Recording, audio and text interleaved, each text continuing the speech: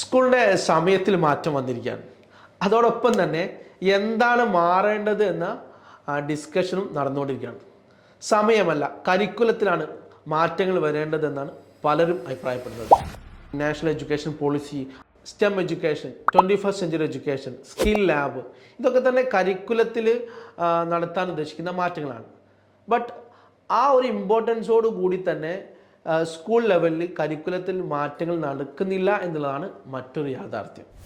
അതോടൊപ്പം തന്നെ IT education school ഇപ്പോൾ മുന്നോട്ട് പോയിക്കൊണ്ടിരിക്കുന്നത് ഒരു തിയറിറ്റിക്കൽ അപ്രോച്ചോട് കൂടിയാണ്. ഒരു പ്രാക്ടിക്കൽ ടൂളിനെ ഒരു തിയറിറ്റിക്കൽ അപ്രോച്ചോട് കൂടിയാണ് പല സ്കൂളുകളും പഠിപ്പിച്ചുകൊണ്ടിരിക്കുന്നത്. അതിൻ്റെ പ്രധാനപ്പെട്ട റീസൺ എന്ന് പറയുന്നത്, ഒരു സിസ്റ്റം 4 കുട്ടികളാണ് ഉപയോഗിക്കുന്നത്.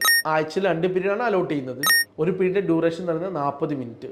അപ്പോൾ ഒരു ഇയറിൽ ഒരു കുട്ടിക്ക് ലഭിക്കുന്ന വളരെ പരിമിതമായ ടൈമാണ്.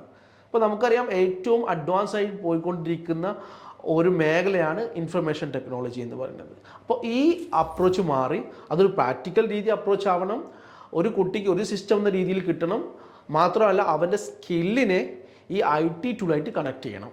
അതായത് ക്രിയേറ്റീവ് സൈഡിലുള്ള കുട്ടികൾക്ക് ഡിസൈൻ സോഫ്റ്റ്വെയർസും, അതുപോലെ ടെക്നോളജി സൈഡിലുള്ള കുട്ടികൾക്ക് കോഡിംഗ് മേഖലകളും, അതോടൊപ്പം തന്നെ ബിസിനസ് സെക്ടറായിട്ടുള്ള കുട്ടികൾക്ക് Excel, Power BI അങ്ങനത്തെ ടൂളുകളൊക്കെ പരിചയപ്പെടുത്തി കുട്ടികളെ ഒരു പ്രാക്ടിക്കൽ രീതിയിലേക്ക് IT എഡ്യൂക്കേഷന് മാറി. നേരത്തെ പറഞ്ഞുള്ള ഇംപ്ലിമെൻറ്റേഷൻ, നാഷണൽ എഡ്യൂക്കേഷൻ പോളിസി, അങ്ങനെ എല്ലാ കരിക്കുലത്തിൽ ഈ രീതിയിലൊരു മാറ്റം നടക്കുകയാണെങ്കിൽ തീർച്ചയായും എഡ്യൂക്കേഷൻ ഫീൽഡിൽ വലിയൊരു മാറ്റങ്ങൾ ഉണ്ടാവും എന്നുള്ളത് തന്നെയാണ് യാഥാർത്ഥ്യം.